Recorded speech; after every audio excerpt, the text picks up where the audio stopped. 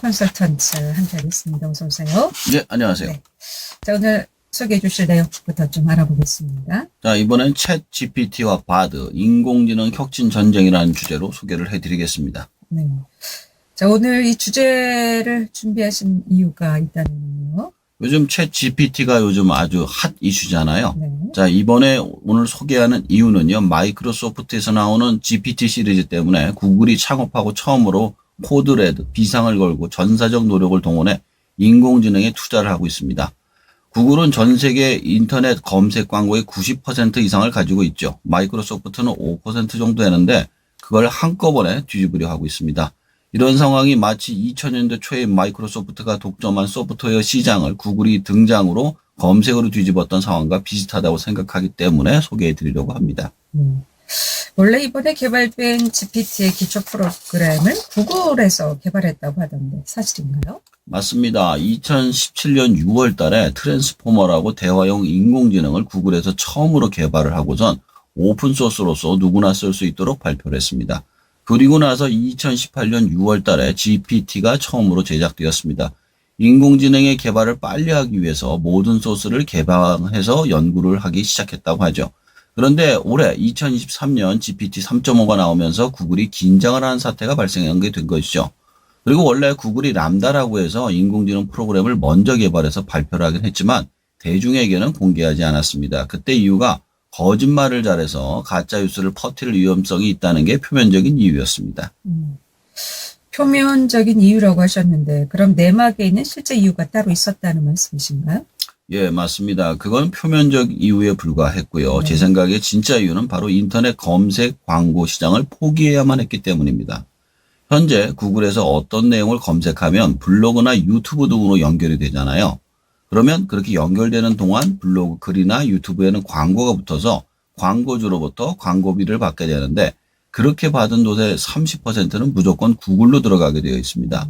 근데 만약 인공지능이 인터넷의 정보를 정리해서 물어보는 사람에게 알려줄 경우에 중간에 생기는 광고 수익을 전부 포기해야만 하는 사태가 벌어지기 때문에 굳이 수익이 가장 높이 나는 시장을 파괴하는 기술을 공개하기보다는 먼저 개발해 놓고선 나중에 경쟁이 생기면 그때 푸는 게 나을 것 같다는 생각을 했던 것 같습니다.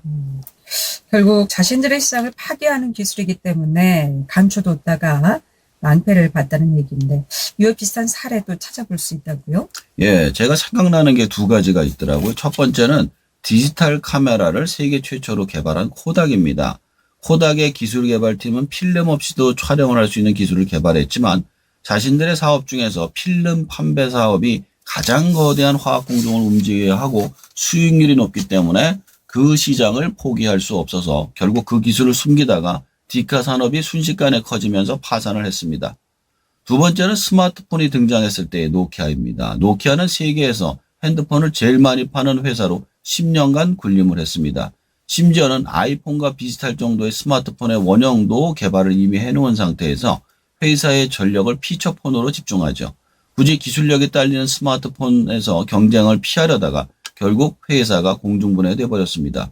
이처럼 기존의 시장을 지키려다가 파괴가 되는 경우는 역사에서 흔합니다. 일명 창조적 파괴가 일어나는 것이죠. 자신들의 시장을 지키려다가 결국 도태가 된다. 지금도 비싼 일이 벌어지고 있는데 여기에 구글은 그럼 나름 더 대응하고 있겠네요. 그렇습니다. 구글이 코드레드를 걸었다고 했잖아요. 네. 그래서 그동안 감추어두었던 람다를 기반으로 한 바드라는 인공지능을 꺼내어서 대응을 하고 있습니다. 바드는 7세에서 8세 정도의 자아를 갖추고 있다고 판단이 들 정도로 뛰어난 인공지능이라고 알려져 있습니다. 문제는 자아가 있는 만큼 공격적인 논쟁을 하기 때문에 위험하다고 판단을 해서 대중에게 공개를 하지 않았다고 합니다. 근데 이번에 그 부분에 대해서 안정장치를 갖추고 대중에게 선을 보이고 있다고 합니다. 구글이 진짜로 급한 겁니다. 왜냐하면 수많은 어플이나 프로그램들이 GPT 쪽으로 연결되어서 시장이 형성되어 가고 있는 것이 보이기 때문입니다. 여기서 그럼 궁금한 점이 하나 생기는데요. 그럼 이 마이크로소프트는 이런 식으로 구글의 검색 광고 시장을 파괴하면서까지 어떤 수익 모델을 누리고 있다는 건가요? 자, 마이크로소프트가 전통적으로 윈도우, 오피스, 엑셀, 파워포인트, 워드에 이르기까지 수많은 업무용 소프트웨어를 독점하고 있는 회사입니다. 우리나라도 한글 한 개 정도 빼면 다 이거 쓰고 있잖아요. 그래서 이번에 내놓은 소프트웨어를 GPT와 연결해서 판매를 할 예정이라고 합니다. 그래서 어느 정도 업무를 할 수 있는지 보면 놀랐습니다. 예를 들어 코파일럿이라고 하는 프로그램의 경우 워드의 경우 작년 보고서를 가져다가 올해 숫자만 바꿔서 다시 작성해줘 하면 바로 만들어주고요. 엑셀도 마찬가지고 표도 원하는 대로 만들어줍니다. 파워포인트의 경우는 마법을 보는 것 같았는데 제목을 정하고 방향을 정해주면 그대로 만들어줍니다. 게다가 자료도 정해진 사이트나 SNS 등을 지정해주면 거기서 사진하고 그림들을 가지고 와서 만들어줍니다. 이는 엄청난 프로그램을 월 $200에 법인에 판매를 할 예정이라고 합니다. 이유는 프로그램만 가지고 이런 기능이 안 되기 때문에 자신들의 클라우드와 연결해서 GPT를 활용해야만 가능하기 때문에 프로그램을 불법 복사해도 사용이 불가능하기 때문입니다. 더 나아가서 현재는 빙과 GPT를 연결할 수 있는 앱스토어를 만들었습니다. 그 이름하여 플래그십 스토어입니다. 플래그십 스토어? 예. 어떤 것을 말하는 건가요? 자, 우리가 핸드폰에 보면은 앱스토어라는 게 있잖아요. 네. 거기 보면 이렇게 누르면 거기 사이트로 연결이 돼가지고 주문을 하거나 배달을 하거나 이렇게 하지 않습니까? 네. 그렇다면 플래그십 스토어는 뭐가 다르냐? 인공지능 앱을 깔아서 연결을 해주는 겁니다. 예를 들어 인공지능한테 오늘 뭘 먹을지를 추천해달라고 그러면 음식점 추천을 해줘요. 그리고 그 음식점 중에서 배달 요청도 할 때 할인받을 수 있는 팁까지 같이 얘기해주고 주문까지 완료를 해줍니다.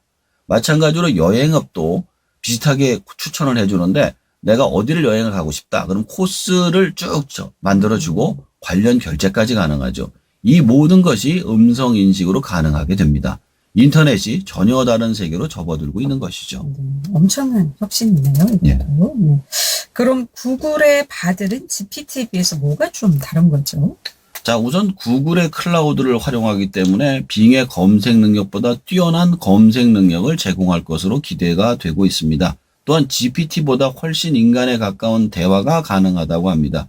특히 맥락을 파악하는 능력이 뛰어나서 대화 중 이야기가 벗어나더라도 그 이야기의 핵심이 무엇이고 어떤 방향인지까지 알려준다고 해요. 아직까지는 영어로만 대화가 가능하고 한국어나 다른 언어 버전을 일단 사용을 해보고 공개를 할 예정이라고 합니다. 일단 나와서 사용을 해봐야 알 수 있을 것 같습니다만 여태까지 사용해본 사람들은 빙이나 GPT에 비해서 많이 떨어진다고 평가를 하고 있다고 하네요. 그런데 궁금한 것이요. 어떻게 이 오픈 AI라고 하는 신생 스타트업이 구글 같은 대기업을 제치고 인공지능을 또 개발할 수 있었던 건지 궁금하네요. 자, 이게 개발 비화를 제가 한번 들여다봤어요. 네. 그러니까 인공지능이 문장 구성을 할 때 그랬잖아요. 이렇게 다음 문장을 만들어서 간다. 근데 이렇게 수학 공식처럼 만들어 보니까 이게 말이 안 되는 거예요. 우리가 문법 가지고 영어하면 말이 안 되잖아요. 근데 가장 큰 문제점이 그거였대요. 그래서 다들 실패를 했는데 오픈 AI에서 정말 무식한 방법을 썼어요. 영어를 쓰는 나라 중에서 인건비가 싼 나라 몇만 명에게 인공지능이 만든 문장 중에 가장 그럴듯한 문장을 고르도록 했다고 합니다.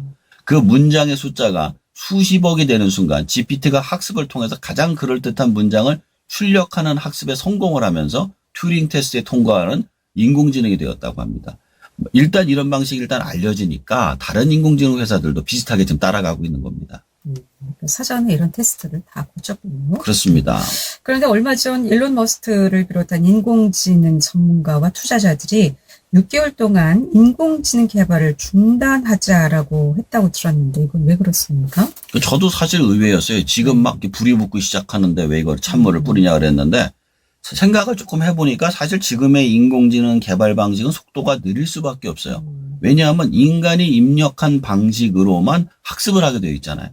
근데 만약 스스로 모든 것을 다 검색해서 학습을 하게 만든다면 훨씬 더 쉽게 많은 양의 정보를 인공지능이 만들 거 아니겠습니까? 근데 문제가 뭐냐? 얘가 자아를 갖는 수가 생긴단 말이에요. 잘못했다가는 마치 SF 영화에서처럼 인공지능이 인류를 위기로 모아갈 수 있기 때문에 이거를 갖다 잠깐 개발을 중단하자라고 얘기를 하는 겁니다. 계속해서 구글과 또 마이크로소프트에 대한 이야기만 나오고 있는데 왜 애플하고 삼성은 얘기가 안 나오죠? 아, 그죠. 네. 자, 이제 그것도 알아봤더니 일단 최고 수준의 인공지능 전문가가 전부 구글하고 마이크로소프트에 들어가 있다고 합니다. 일단 애플의 경우 테크 회사라기보다는 디자인 회사로서 명품 회사가 된 지 오래입니다. 그러다 보니 최신 기술에 별로 목을 매지 않습니다.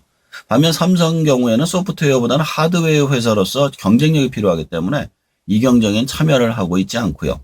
아마도 소프트웨어 전쟁에 승리하는 쪽에 하드웨어를 만드는 회사로 남을 가능성이 높습니다.